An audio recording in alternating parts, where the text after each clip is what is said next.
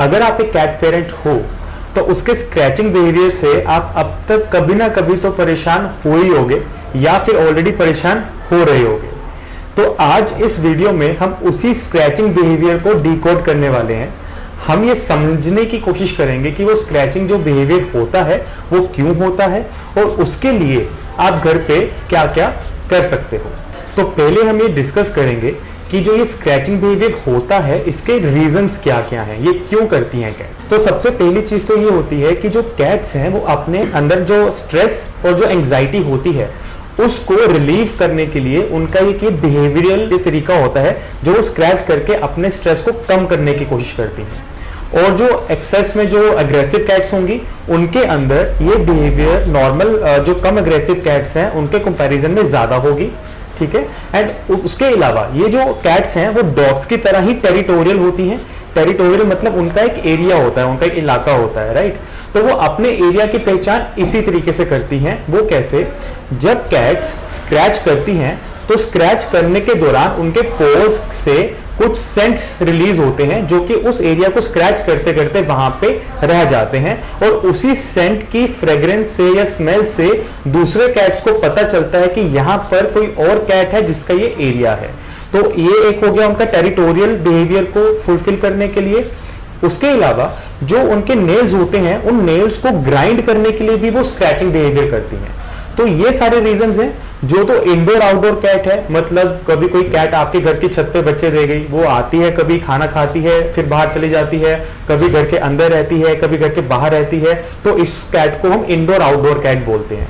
जो तो indoor outdoor cat होती है वो कैट के अंदर हमको ये प्रॉब्लम इतनी ज्यादा नहीं नजर आती। क्यों? क्योंकि जब वो बाहर जा रही है वो बाहर जाकर अपनी इस अर्ज को सेटिस्फाई कर आती है।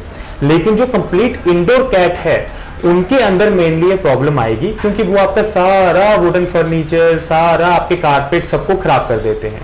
अब हम डिस्कस करेंगे कि इस स्क्रैचिंग बिहेवियर के लिए आप घर पे क्या कुछ कर सकते हो।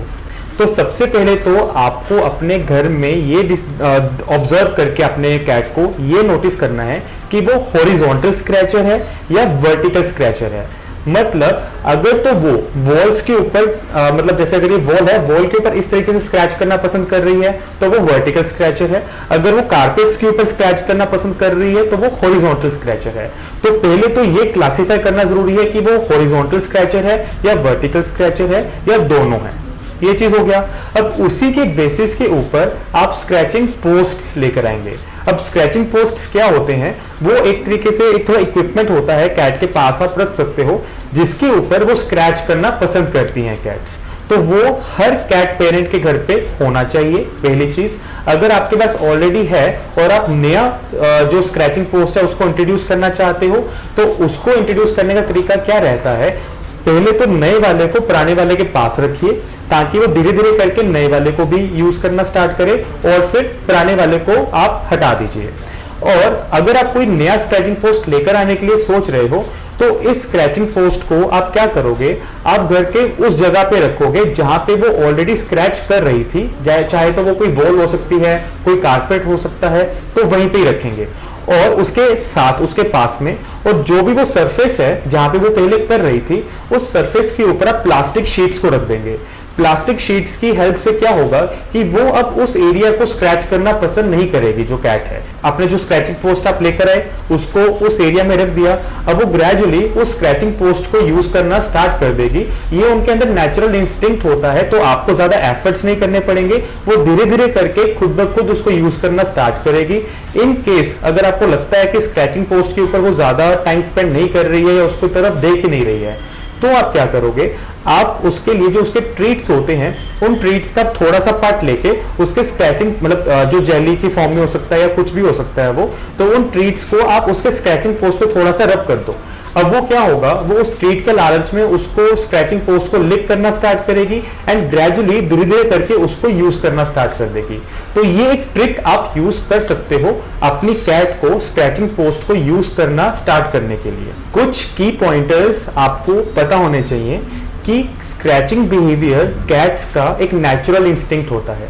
तो उसके लिए आप कभी भी अपने कैट को नेगेटिव रीइंफोर्समेंट नहीं देंगे। मतलब आप उसको कभी कोई मारेंगे नहीं, कहीं डांटेंगे नहीं, क्योंकि वो उसका नेचुरल बिहेवियर है और उसको समझ में नहीं आएगा कि आप उसको क्यों कर रहे हो। पहली चीज तो ये। सेकेंडली, आप अपने कैट को डीक्लो करने के लिए नहीं सोचेंगे। डीक्लो का मतलब क्या होता है, ऑल्दो इंडिया में इतना कॉमन नहीं है, वेस्टर्न कंट्रीज में बहुत कॉमन है, वो कैट्स के जो नेल्स जो क्लोज होते हैं उसको सर्जिकली रिमूव करवा देते हैं। अगर आप ऐसा कुछ सोच रहे हो तो वो नहीं करोगे। पहली चीज, इंडिया में ये सब चीजें अलाउड नहीं है, वो अगेंस्ट द लॉ है।